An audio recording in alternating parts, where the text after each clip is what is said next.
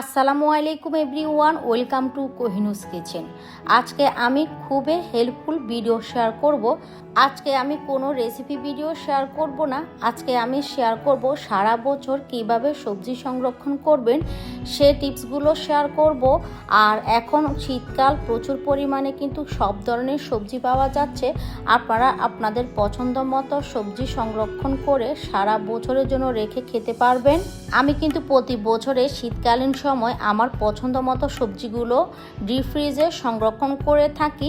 পরবর্তীতে আমি সবজিগুলো সারা বছর অনায়াসে খেতে পারি। তো আশা করছি আজকের ভিডিওটা আপনাদের অনেক উপকারে আসবে। তাহলে চলুন কথা না বাড়িয়ে চলে যাচ্ছি মূল ভিডিওতে। প্রথমে আমি এখানে 10 কেজি টমেটো নিয়েছি। টমেটোগুলোকে এখন ধুয়ে আমি পরিষ্কার করে নিব। আর এভাবে যদি টমেটো কেটে রাখা যায় তাহলে কিন্তু রমজানের জন্য আমাদের আর কোনো টেনশন থাকে না। আপনারা চাইলে আরও বেশি পরিমাণেও কিন্তু টমেটো প্রয়োজন করতে পারেন। এবার টমেটোগুলোকে আমি বেসিংয়ের মধ্যে রেখে খুব ভালোভাবে পরিষ্কার পানি দিয়ে ধুয়ে নিব। টমেটোর মধ্যে কিন্তু অনেক ময়লা থাকে, এভাবে ধুয়ে নিলে খুব ইজি হয়। চাইলে আপনি এখনই কিন্তু টমেটোর বোটাটা ফেলে দিতে পারেন, আর আমি পরে ফেলবো। এখন ধুয়ে আমি একটা জাজিতে নিয়ে নিচ্ছি।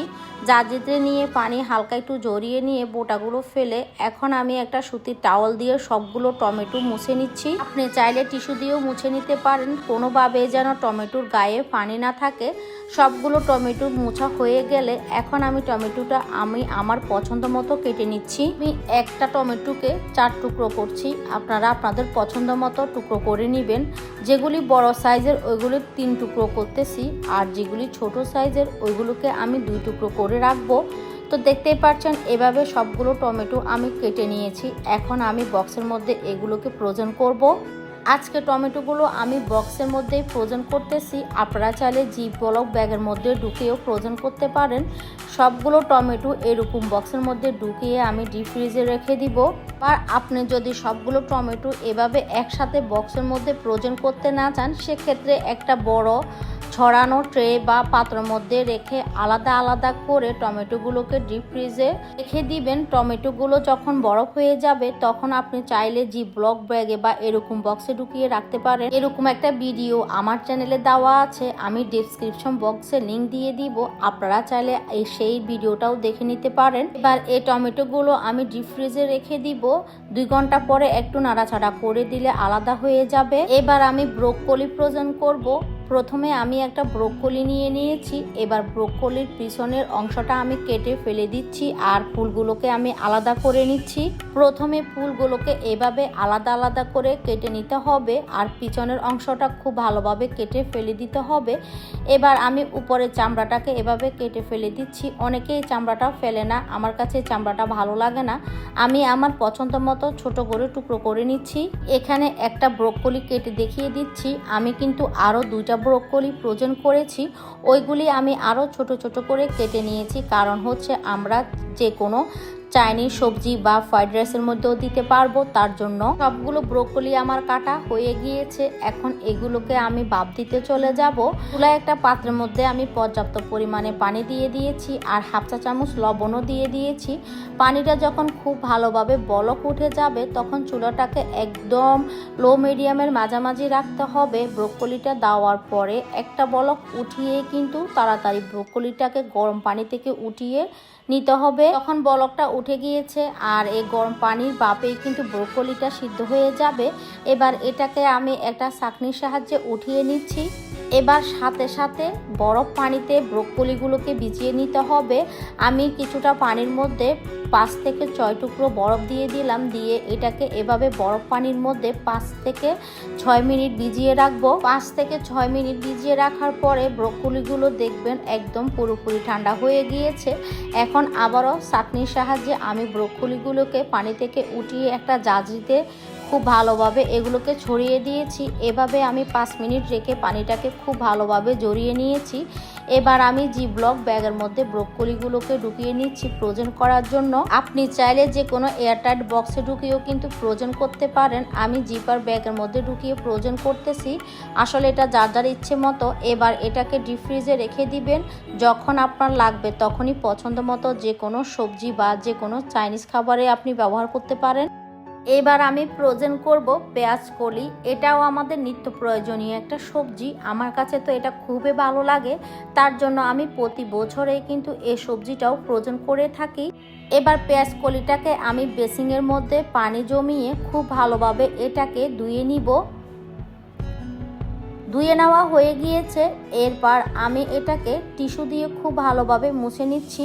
আপনারা চাইলে যে কোনো সুতি টাওয়াল দিয়েও মুছে নিতে পারেন, তবে চেষ্টা করবেন এই পেঁয়াজ কলির মধ্যে কোনোভাবে যেন পানি না থাকে। সবগুলো পেঁয়াজ কলি আমি মুছে নিয়েছি। এবার আমি আমার পছন্দ অনুযায়ী ছোট করে কেটে নিচ্ছি। আপনারা আপনাদের পছন্দ মতো যে রকম সাইজে আপনারা পছন্দ করবেন ওইভাবে কেটে নেবেন। তো আমি ছোট ছোট করে কেটে নিচ্ছি। এভাবে ছোট ছোট করে কেটে নিলে আমার কাছে মনে হয় খুব সুবিধা। কারণ হচ্ছে এভাবে ছোট করে যদি কেটে রাখা হয় তাহলে আপনি এটাকে ফ্রাইড রাইসে ব্যবহার করতে পারবেন, ভাজির মধ্যে দিতে পারবেন, যে কোনো মাছের মধ্যে দিতে পারবেন। এটা আসলে যার যার পছন্দ অনুযায়ী সে সেভাবে কেটে নিবে। আমি আমার পছন্দের কথা বলছি। সবগুলো পেঁয়াজ কলি কাটা হয়ে গিয়েছে। এবার আমি জিপলক ব্যাগের মধ্যে সরাসরি ঢুকিয়ে এগুলোকে ফ্রোজেন করব। আপনারা চাইলে যে কোনো এয়ারটাইট বক্সে ঢুকিয়ে ফ্রোজেন করতে পারেন। এখানে কিন্তু সবগুলো না, আরও আছে, অন্য সাইডে আমি রেখে দিয়েছি।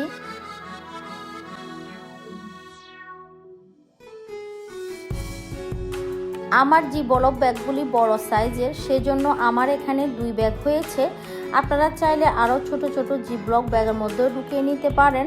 খুব ভালোভাবে মুখটাকে কিন্তু বন্ধ করে দিতে হবে, ভিতরে কোনোভাবে যেন না থাকে, বাতাসটাকে বের করে নিতে হবে।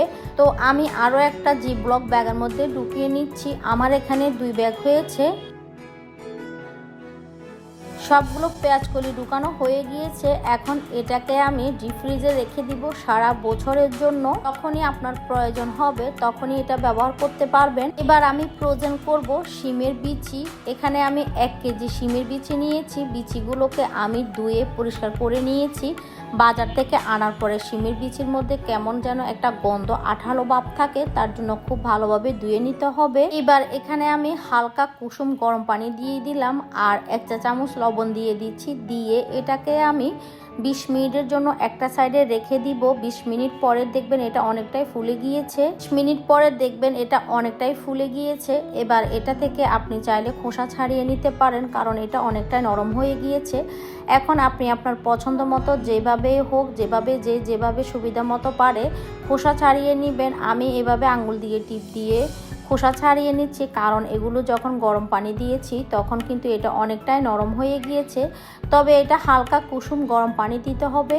যেহেতু আমাদের হাতে সময় কম, তার জন্য হালকা কুসুম গরম পানি আর লবণ দিয়ে ভিজিয়ে রাখলে এটা অনেকটাই সফট হয়ে যায়। খুব তাড়াতাড়ি কিন্তু খোসা ছাড়ানো যায়। এভাবে করে আমি সবগুলো শিমের বিচি খোসা ছাড়িয়ে নিয়েছি। খুব তাড়াতাড়ি কিন্তু প্রায় 20 মিনিটের মধ্যেই কিন্তু সবগুলো শিমের বিচির খোসা ছাড়ানো হয়ে গিয়েছে। এখন এগুলোকে আমি সিদ্ধ করতে যাব। চুলা একটা পাত্রে আমি পর্যাপ্ত পরিমাণে পানি দিয়ে দিয়েছি। পানিটা ফুটে উঠেছে। 1/2 চা চামচ আমি এখানে রান্নার রেগুলার তেল দিয়ে দিয়েছি।